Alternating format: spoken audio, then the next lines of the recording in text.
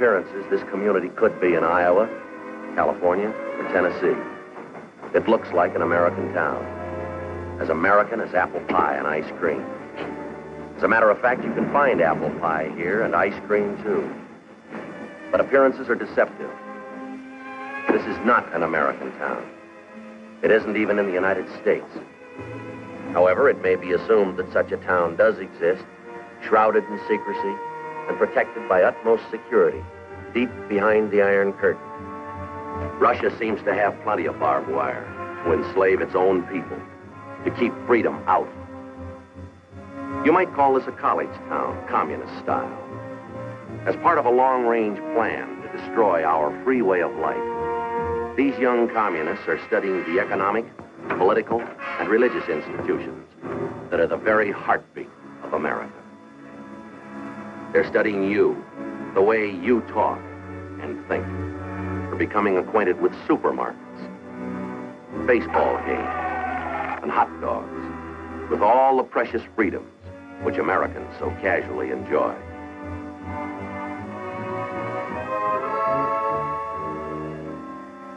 Эти американские папиросы, они очень хорошие. Speak English, comrade. Remember, that is about the only freedom you do not have in this town. It's American town. Americans, we have too many freedoms. That is another thing you must remember, comrade. For one day it will be your mission to destroy those bourgeois capitalist freedoms. The courses here in this strangest of all schools: espionage as a science, propaganda as an art, sabotage as a business. This nameless American city, deep in the vastness of the Soviet Union, it stands as a symbol of Russian treachery, of long-range communist conspiracy. This town may appear to be an accurate likeness of a typical American community, but it's a fraud. It isn't free. Now, let's take a look at a genuine American town and a genuine American. I want you to meet Jerry Donovan. He's proud of his country, but prone to take his liberties for granted. Well, he's aware that someone must assume responsibility for those liberties, for our free way of life. Yet, when there's a job to be done, Jerry, like so many Americans, is apt to ask, why me? Well, the answer to that question affects freedom and you.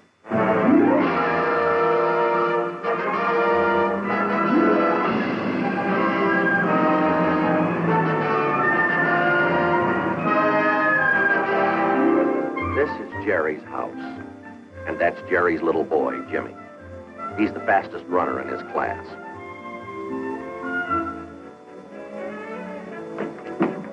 Jimmy! But even champion runners sometimes get bawled out by their coaches. This is Coach Helen Donovan. Oh, incidentally, she's Jimmy's mother. That hand you see belongs to Linda Donovan, girl mechanic and oldest daughter of the Donovan clan. This young man who looks like a lovesick St. Bernard is Bill Martin, Linda's boyfriend. Bill wants to be a lawyer, but sooner or later he'll have to face the fact that he'll never be able to outtalk Linda. This dignified young lady is Sally Donovan, escorting Jerry Donovan as he leaves for work. She has a special interest in Jerry. He's her father. The Donovans, happy, healthy, contented, living in a land they're proud of. It's a nice picture. But there's one thing wrong with it. Daddy, how's that new reel working?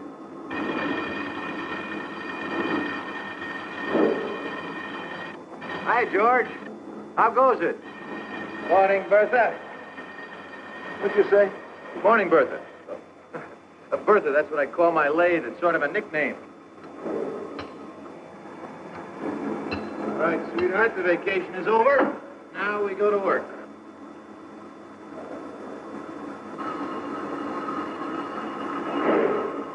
Hey, be careful, boy. Don't want anything to happen to that bowling hand.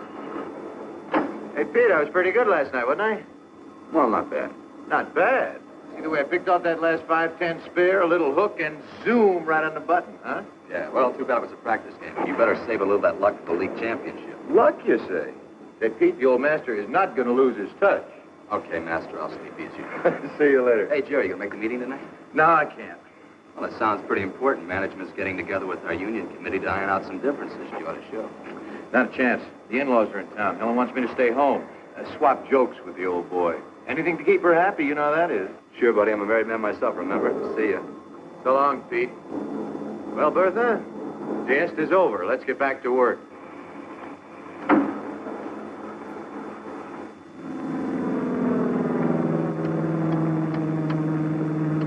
I think it's just wonderful of the Armed Forces Committee to let us use this strip today.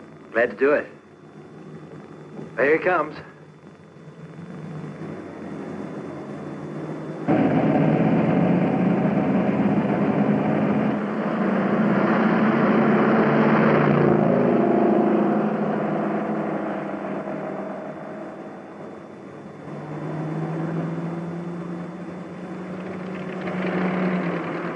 How do we do, Sergeant?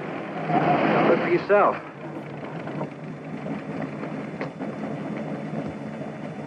Break any records? Take a look for yourself. 103.92. Hey. Ready? You can spread the word. We're ready for the Salt Lake Flats. That's sensational. Terrific. You're a cinch in those road races. You can also tell them that I owe it all to my mechanic. Jump in here. We're going for a ride. Thank you. See you, Freddie. Bye. See you.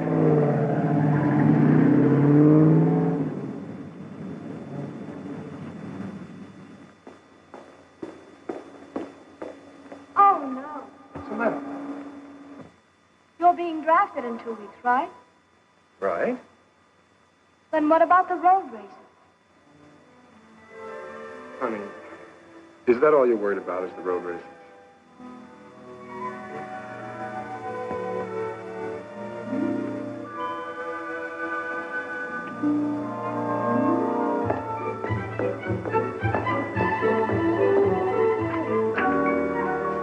Hello. I'm Bill Martin. I'd like to see Major Barnett. Just a moment. Bill. Oh, that's all right, Bill. Major Barnett's a friend of my father's.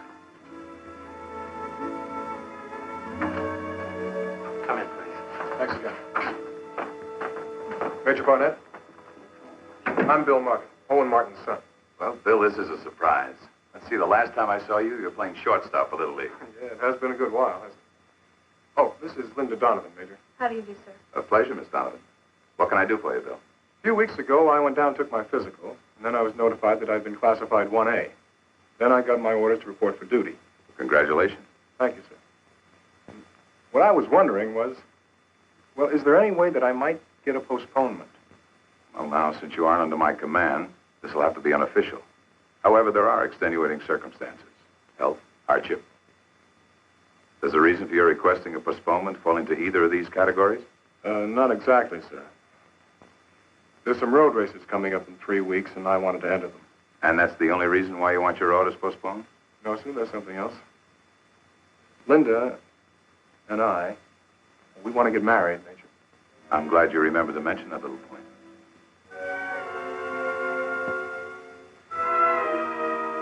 I'm glad you remembered to mention that little point. Oh, yeah. Well, does that mean that I'll get the postponement? I'm afraid not. Oh, well, I thought if a guy was getting married, then he'd get a deferment or something. So, you know. Getting married's a big responsibility, Bill.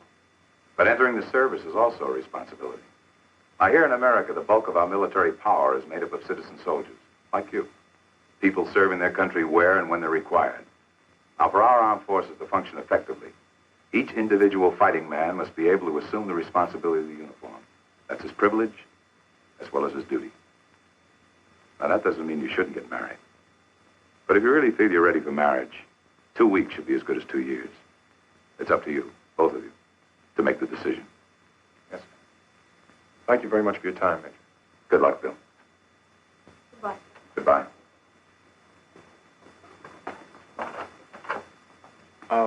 Major, about those road races.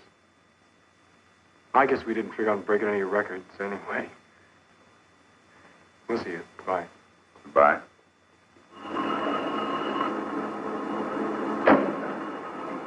Well, that wraps it up. You've earned a rest, Bertha. Hey, Jerry, don't be good to that lady. Oh, she's good to me. I'm good to her. So long. Have a nice weekend. Same to you. Sorry you can't make it tonight, Jerry. Yes, see, Pete. Yeah. Are we going to see you at the meeting tonight? Hello, Mr. Evans. No, I'm afraid you're going to have to carry on without me. My in-laws are in town. You know how that is. Of course, everything's in pretty good hands. Well, that's not the point, Jerry. You missed our last meeting with the union committee.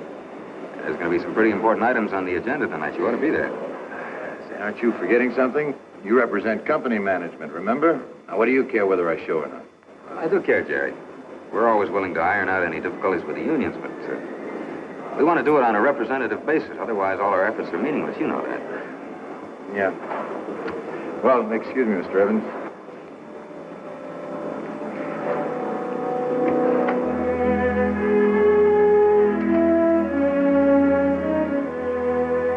Anybody home? Oh, hi there, partners. What? Hey, what is this? You bad guy, take away our land. What? He's on the warpath. You better send for the cavalry. Take him prisoner. Tie him up on hill of red ants. Oh, now, wait a minute. I don't happen to like ants. You sit on that hill. Now, you got this all wrong. You see, I have to be a good guy. Sit. Yes, sir. Hey, where are you going? Get him honey. Ants love honey. Oh, now, just a All minute. right, Indians, time to wash up. Dinner's almost ready. Ah. Right now. Dessert in the wigwam later. Oh, come on. Well, you saved me from a fate worse than death. Oh? How come we're eating dinner so early tonight? Well, don't you remember you have a union committee meeting tonight? I just want to make sure you could make it. They don't expect me. I told them that your folks were coming here for dinner tonight. Oh, honey, Mom and Dad aren't due in for another week yet. Now you have plenty of time for the meeting, huh? Helen, you don't understand. I knew that your folks weren't going to be here tonight. You knew. Well, then why all the I nonsense? just told that to the fellas to keep from going tonight. Oh. Besides, my favorite TV show is on. You'd want me to miss that, would you? Would you? Well, Jerry, you missed the last meeting. Don't you think you should be there? Honey, nothing ever happens at those meetings. Just a bunch of guys sitting around listening to themselves talk.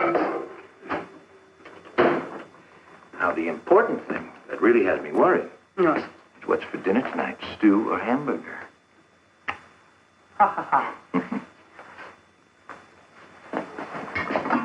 There. Oh, boy. You like that? That smells good. I thought so. Jerry, would you say that I was a nag? Oh, no more than average.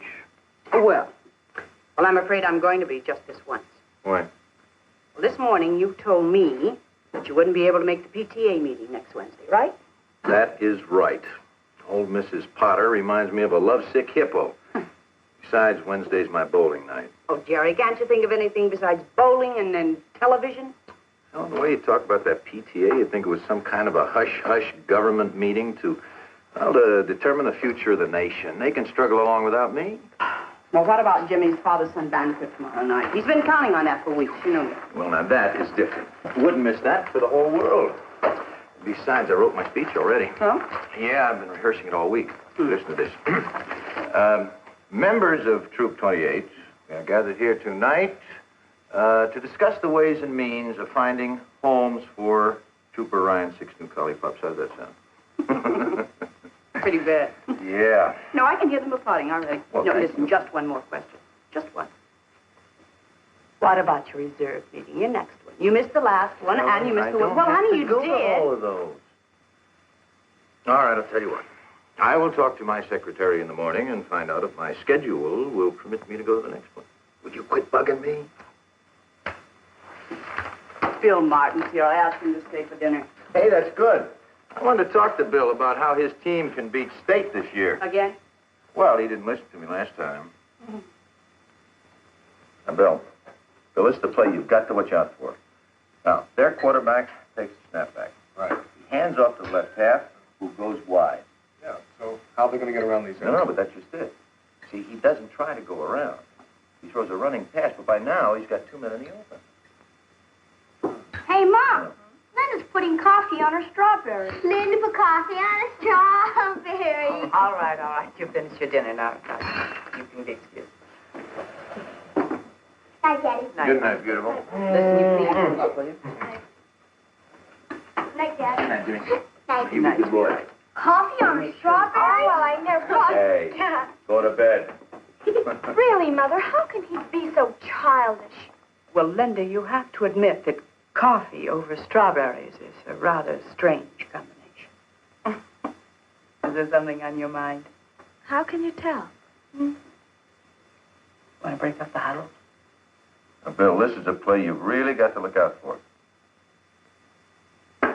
All right, fellas. Half time. Put up. Linda? Well,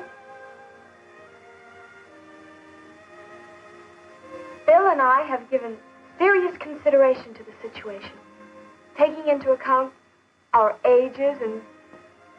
Oh, Daddy, Mother, we want to get married. I'm sorry to spring it on you so suddenly, Mother. I suppose it came as an awful surprise, but... Really, sweetheart. Congratulations, Bill, and I might add, you're a very lucky young man. Thank you. Daddy? Well, if everybody's through kissing each other, I think there are a few things we ought to iron out. Now, don't get me wrong. Bill, I like you, you know. I'm not against the marriage. Matter of fact, I think it'd be a fine idea. 4 or 5 years. In 4 or 5 years? And I know it sounds like 4 or 5 centuries to you, but believe me, if you're really in love, it'll be worth the wait. You're both too young to get married right now. But, Daddy, I'm 17. 17. Well, I can remember just a few years ago when you knocked out Johnny Reynolds' front tooth because he called you a sissy. You, Bill, you're going into the Army very soon. That means Linda will be left alone, possibly with a child to care for. Is that the way you want to start your marriage? I think there's only one thing that's important when two people get married, and that's whether or not they love each other. Yeah, you would think that. Let me tell you something, son. There's a lot more to marriage than just love. Financial security and companionship. And the fun of planning your life together. And that's why you're not ready for marriage yet, either of you. Mr. Donovan, I'm going to marry your daughter. And I'm not going to wait 4 or 5 years to do it. Thanks for dinner. I'll talk to you later. Good night, Bill. Bill! Linda. Honey, now let them go. Oh, come on. Don't you remember how young we were when we got married? Ellen, it's got nothing to do with it. Things were different then. Times change. Nowadays, the young kids just think about television and road races. Is that what they really think life is? Just one great big road race with a trophy for the winner? Oh, honey, it's not as though they're going to run away tonight. You'll have a chance to talk to them, maybe even make them see your side of it. Now you agree with me. You see, now you agree with me. I didn't say I agreed with you, Jerry, but I admit there may be something in what you say, yes. Well, why didn't you tell it to them instead of letting me battle it out all alone like Custer at the Little Big Don't get so Horn? excited. But who's excited? I'm not excited. You are excited, yes. Well, as a matter of fact, I'm going up to bed right now. Bed at 8:30? Yeah, that's right. I'm going to drive up to the lake with George Lawson first thing in the morning. We've got a very important engagement with some freshwater trout. Now, Jerry, you're not going to forget about Jimmy. The father-son banquet tomorrow night. Forget it? After I went to all the trouble of writing that speech? Not a chance.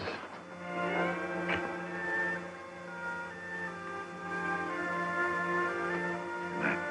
Yes.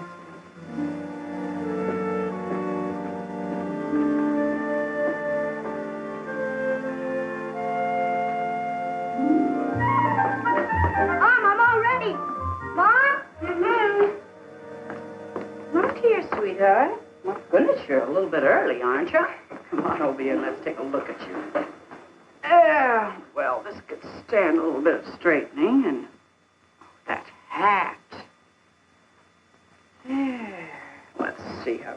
Well, I think you'll pass, Trooper. I think you'll pass inspection. Is Dad home yet? No, but he will be soon. So why don't you just sit down and watch television till he gets here? Okay. Just flick the knob. Just flick the knob. Oh, all right.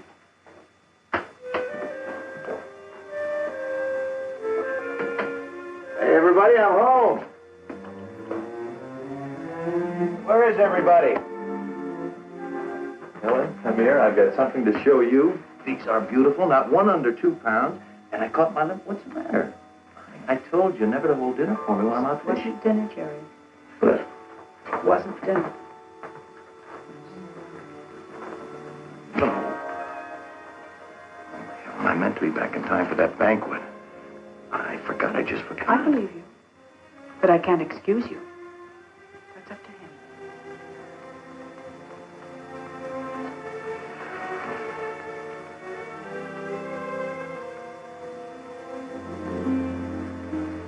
Hey, Trooper. Hey, Trooper Donovan, wake up. It's time to go yet, Bob? Jimmy, the banquet's over. It's too late now. It's all my fault. That's okay, Pop. I didn't really count on going anyway. Didn't? Why not? Because we didn't go to the one last year. We never go anywhere together. Something always goofs us up. I guess I better go to bed. Tell you what, I'll walk in with you, all right? Okay. Sorry.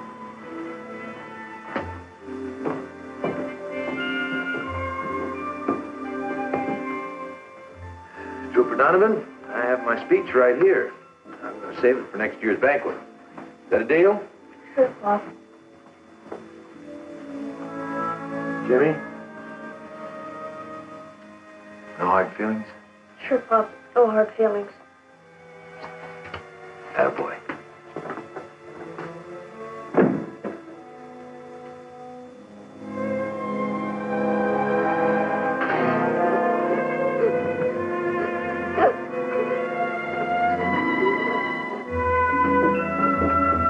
Helen?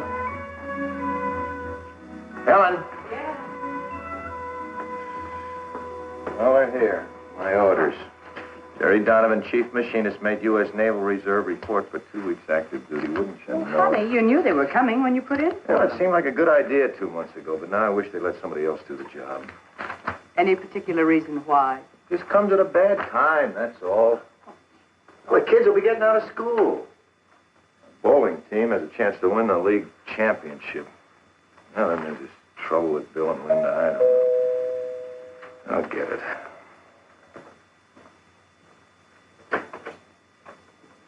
Well, hello, Bill. Hi, Mr. Donovan. I came by to see Linda. Well, that's fine. Come on in. Come on in, sit down. Make yourself comfortable. Thank you. Good evening. Hello, Bill. I'll tell Linda you're here. Thanks, honey. Smoke? Thanks. I just got something that might be of interest to you. What? A memento from Uncle Sam. Congratulations. Yeah. The way it looks to me, Bill, that kind of puts us in the same boat. Let's just forget that I'm a few years older than you. Fact is, we both face the same problem. What problem? Going on active duty. Of course, in your case, it's a little bit different. You're younger, unmarried. Uh-huh. But I intend to get married, Mr. Donovan. That's what I'd like to talk to you about, Bill. You can see how it is with me. Just 2 weeks, and I'm going to have to worry about Helen and the kids for the time I'm away. But if a man doesn't have a family to think about when he's in the service, he can start with a clean slate as soon as he gets out. Sounds to me like you resent having to go. I don't.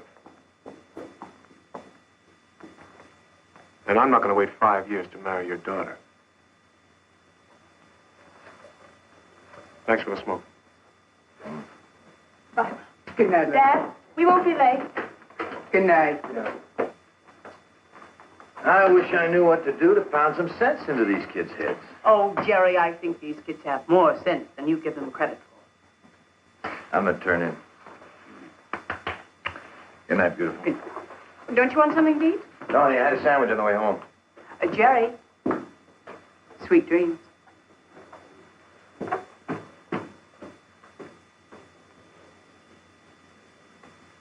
Picture of an American retiring for the night. going to bed in comfort, without worries or problems. Well, almost without problems.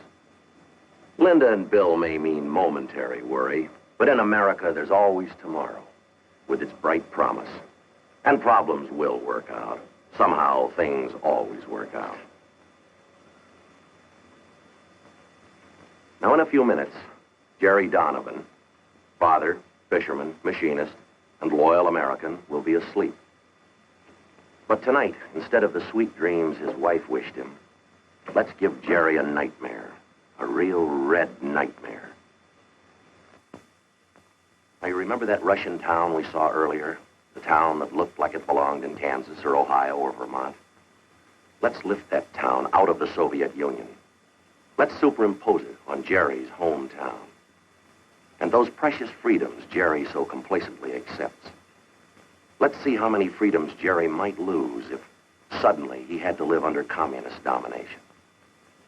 Now, you may not like what you're about to see, but it could happen to you if everybody took responsibilities as lightly as Jerry Donovan.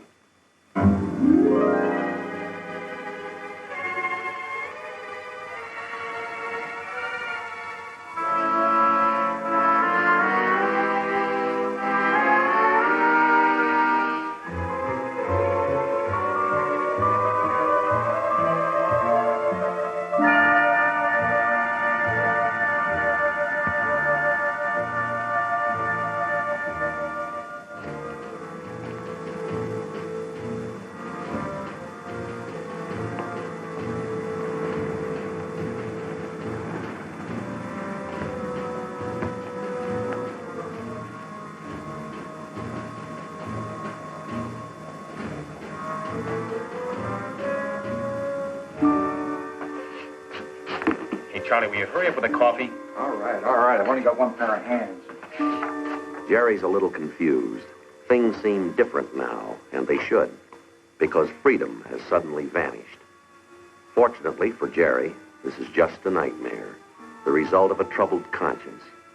But there are some people, like Jerry, who have to learn it the hard way. And this is the hard way.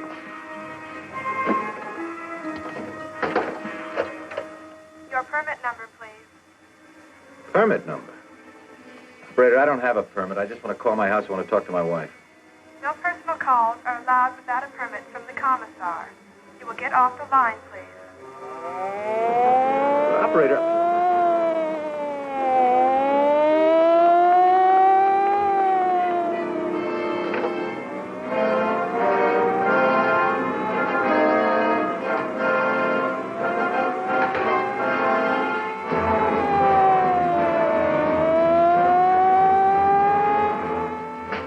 Say what gives. Come along, Conrad.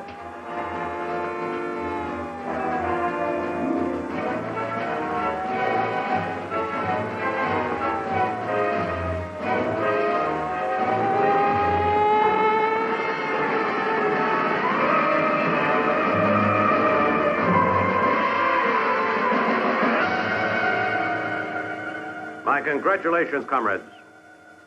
Now that you've become acquainted with the enlightened communist system, in contrast to the outdated capitalistic way of life, you are now prepared for the next step of your indoctrination, which will be most difficult.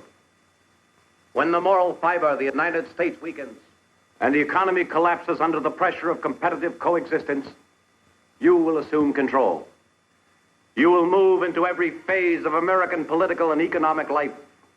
It will be your responsibility, comrades, to purge the minds of the reactionary Americans so that they will welcome the enlightened Soviet system and conform without resistance to the dictatorship of the proletariat. Thanks to you and your dedicated comrades, the whole world will soon bow to the hammer and sickle. But remember, we must be alert for the slightest sign of weakening of the bourgeois capitalists.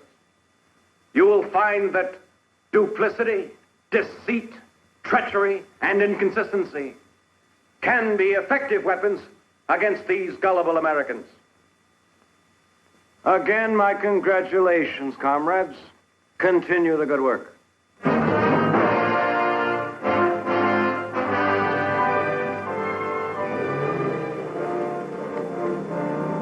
Say, could you tell me what... Yes, comrade. Nothing. Nothing, never mind.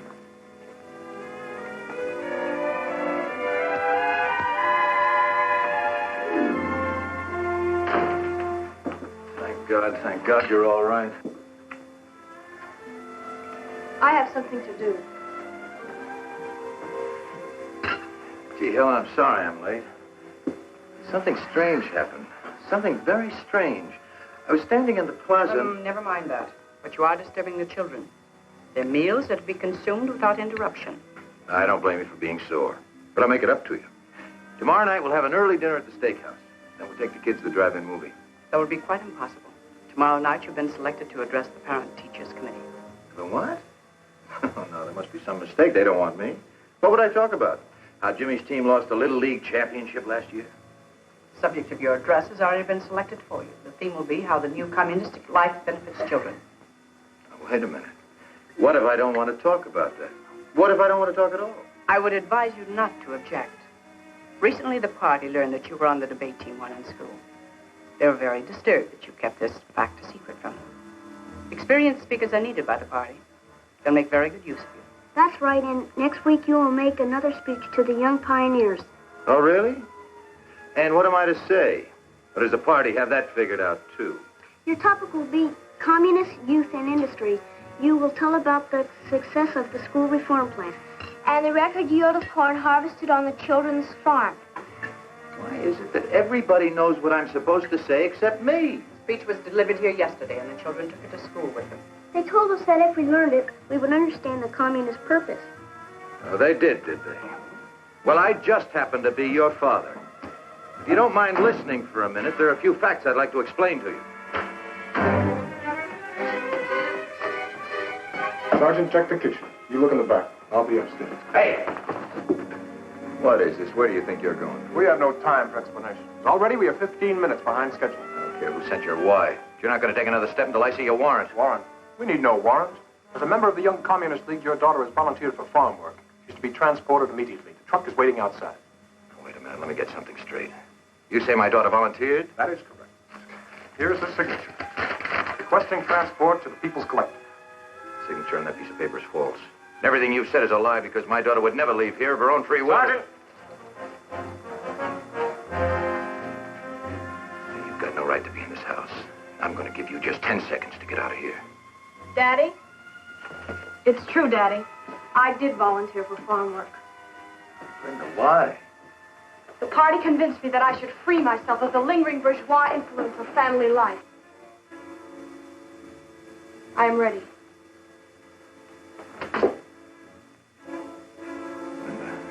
Honey. Do not interfere. It is for my own good. And Comrade Donovan, do not think that your deviationist remarks shall be overlooked. They will be reported to the proper authorities.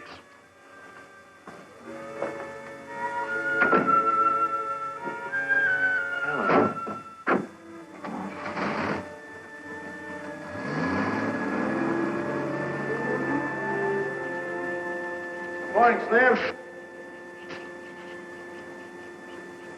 Hello, Rice. How's it going? Hi, Mike.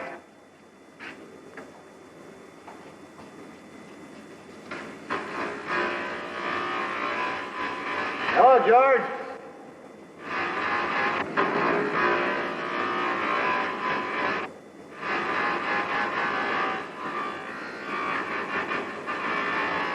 Hey, what's this quota business? That's today's work, comrade.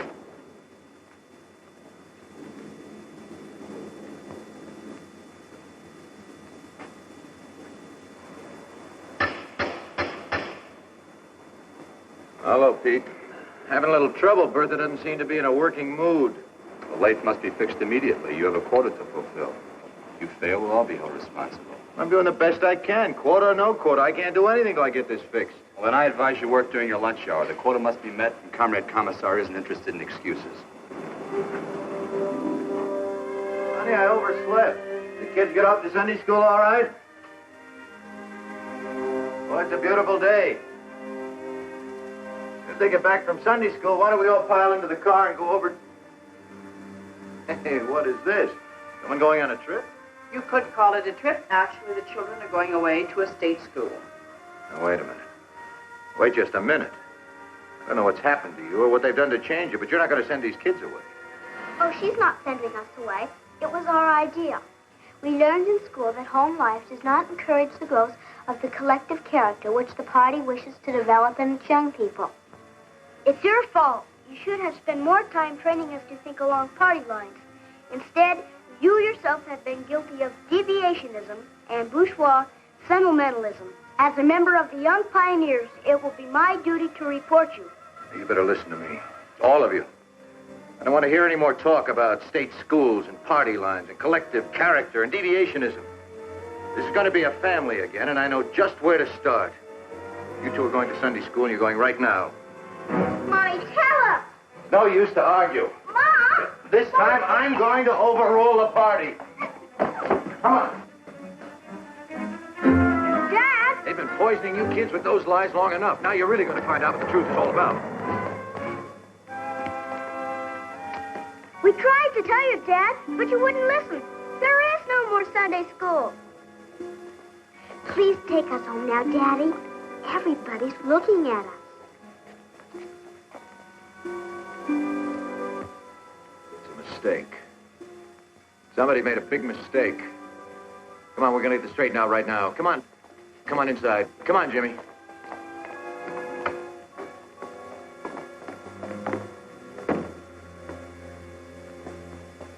What's happened? What have they done? Keep your voice down, comrade.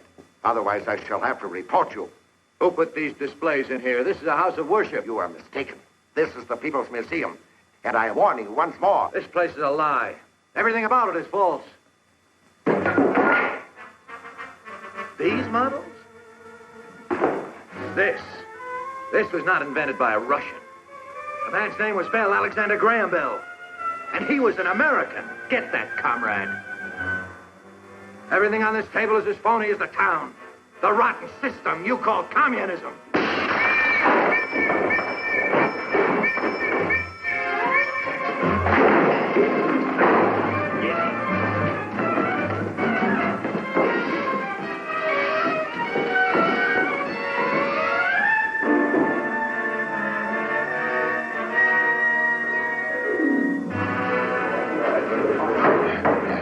Comrade Donovan, you are accused of the following crimes against the state: subversion, deviationism, and treason. You have been given this opportunity to make a public confession of your treacherous violation. Just a minute. This is supposed to be a trial. Who says I'm guilty of anything? Where's your proof? The state needs no proof. It is up to you to prove your innocence. How can I prove my innocence if I don't know what I'm accused of? Subversion against whom? Deviationism from what? Treason against what government? The prisoner has been given his opportunity to confess. I ask now that he be sentenced. Now, wait a minute. You've got to listen to me. They say I'm guilty of crimes against the state, but it's the state that committed the crimes. Why, they broke into my home without a warrant. Armed soldiers. They took away my daughter. They desecrated a house of worship and replaced religious objects with phony displays, and they called it a museum. They even tried to turn my own kids against me. My wife. Helen, you were there. You know that what I'm saying is true. Tell them.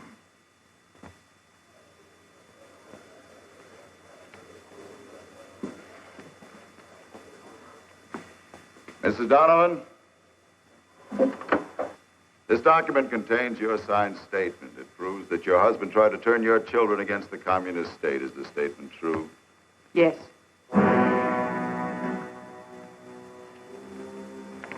Lieutenant Martin, Comrade Kucheznov, Comrade Malenko. These documents contain your signed statements. They prove that Comrade Donovan is guilty of deviationism and treason. I want you to tell the court if these statements are correct. I will ask you each in turn. Comrade Kucheznov. Yes, the statement is true. Comrade Malenko? True. Lieutenant? The statement's true. There's no need to continue this trial. The evidence against the prisoner is overwhelming. I ask now that he be sentenced immediately. I want to see those statements. And maybe I'll have a few words to say in my own defense. The prisoner will step back into the box.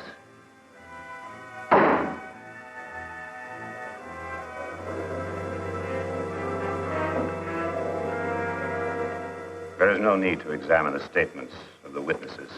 The prisoner stands condemned by his own words. He has challenged the supreme authority of the state. He has questioned its practices and its decisions. And by these actions, he has proved himself to be a dangerous enemy to the proletariat. He must be treated as such, as an ugly remnant of a diseased bourgeois class. He must be eradicated before the contagion can spread.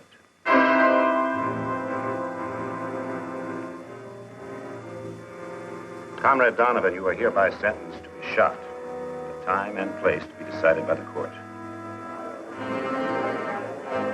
Shot. I suppose that's the only sentence you could give me. Because there's no place in the communist world for a man who believes that all men were born free. The right to search for the truth. That's what you're really afraid of, isn't it? The truth. In a communist society, the state is the author of truth. And it will tolerate no questioning of its authority to define what is true. That's where you make your mistake. Because communism isn't a system of government. Communism is a system for producing robots, slaves, who talk and think exactly the way you want them to. If they deviate from that pattern even a little bit, you destroy them and start all over again. You communists. You rattle off a lot of fancy words, don't you? Like imperialism and deviationism and proletariat. But there's one word you don't use. There's one word you fear. And that word is freedom. You just can't wait for the day when we believe your phony promises and lies, can you? We let down our guard and forget to protect our freedoms. Well, let me tell you something, mister. You've got a long wait. Because we believe in freedom. A brainwashed slave is no match for a free man in any kind of a fight. And don't you forget it. You hear me? Don't you ever forget it.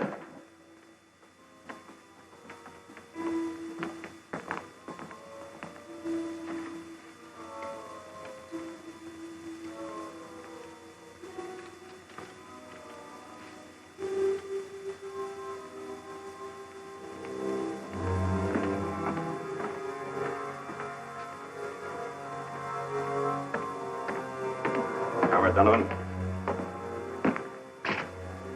Comrade Donovan, do you know why you're here? I can guess. Do you have any last requests? Yes. We really need these? I don't think I'll be going anywhere. Nevertheless, I'm afraid they're necessary. Comrade Donovan, you've been convicted of crimes against the supreme communist government. Being an enemy of the state, you must be liquidated.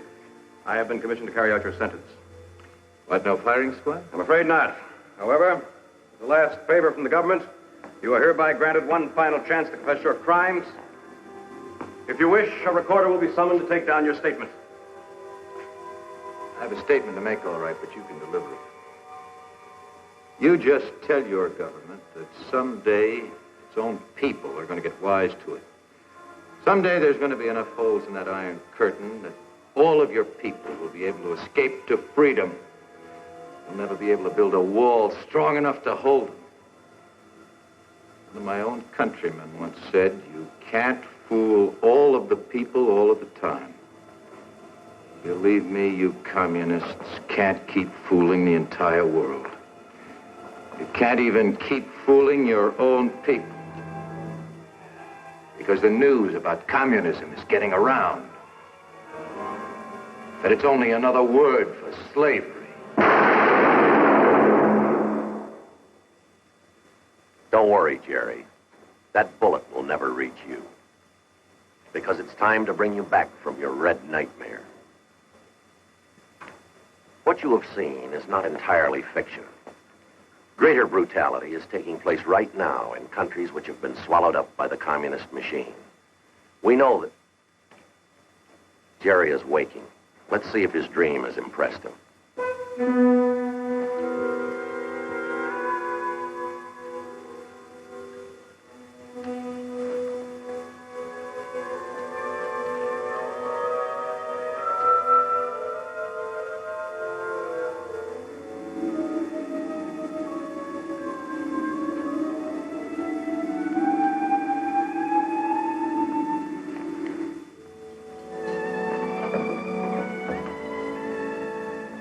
Helen? Yes, darling.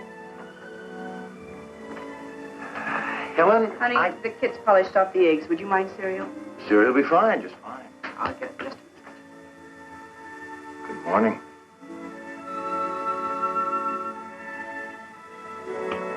Well, good morning.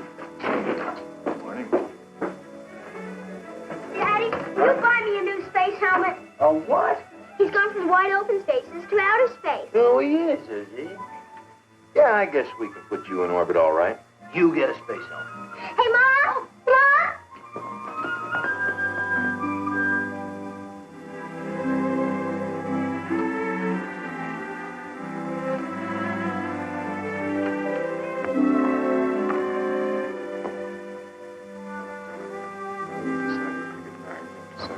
Hello there.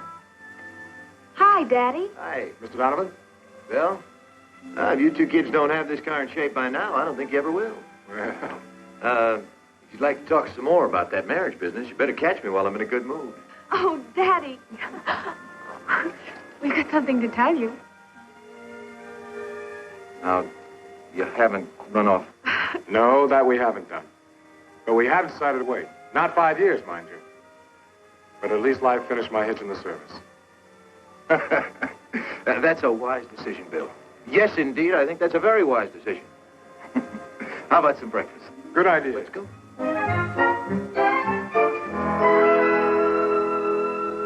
Jerry knows now, so he'll never forget it.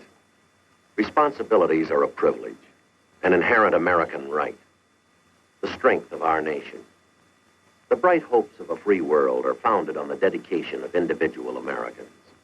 People who guarantee freedom by standing ready to fight against aggression, against the communist attempts at world enslavement. Freedom is not hereditary. It must be earned. Freedom has a price, and its price is vigilance. Its price is responsibility, not only of government, but of every citizen who salutes our flag.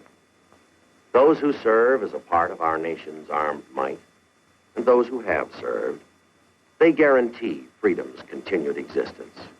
Freedom. No single word in all the languages of mankind has come to mean so much. Freedom to enjoy the simple things of life in the circle of family and friends. Freedom to work at a vocation of our choosing. To vote in open elections for the candidate we believe best qualified. To come, to go as we please. Freedom to own property. To enjoy the priceless heritage of life, liberty, and the pursuit of happiness. To marry and raise a family with belief in the dignity of the human spirit. To study in the field of our choice. To speak our beliefs. To worship God.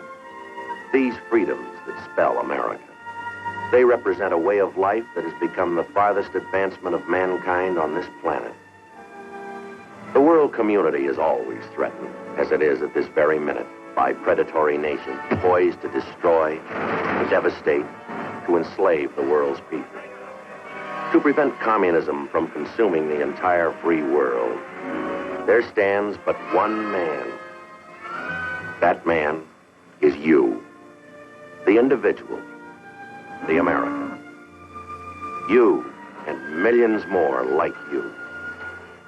As our military might guards the continued existence of freedom and peace under God, our strength and shield is you, the civilian who respects his responsibilities, and the American in uniform.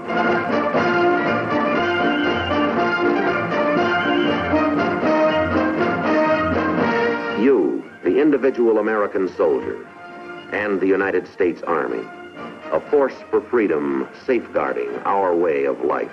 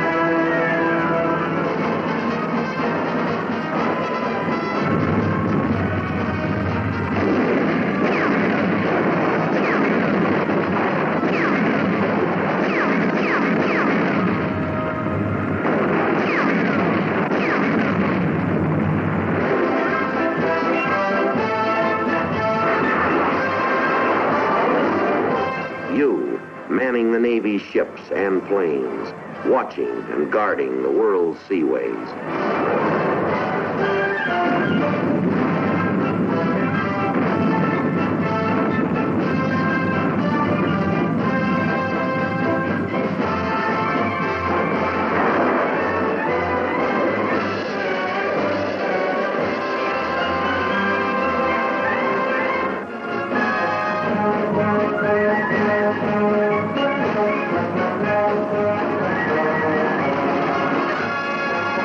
You, in the Marine Corps, standing strong and ready to preserve the world's peace.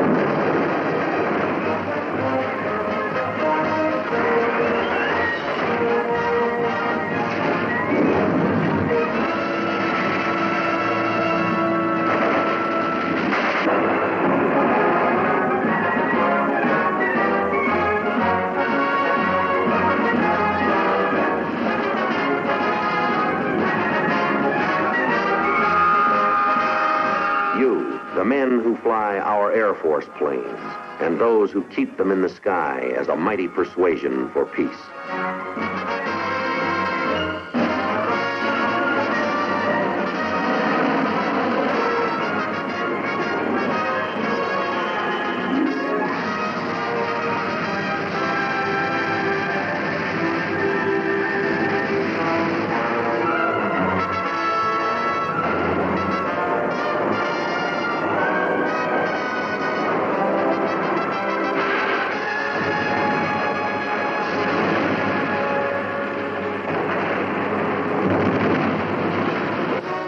As long as our soldiers and sailors, airmen and Marines are skilled in the use of modern and efficient weapons, fired with imagination to adventure into the future, the chains of communist slavery never will close on the free world. Because there stands that one man. That man is you.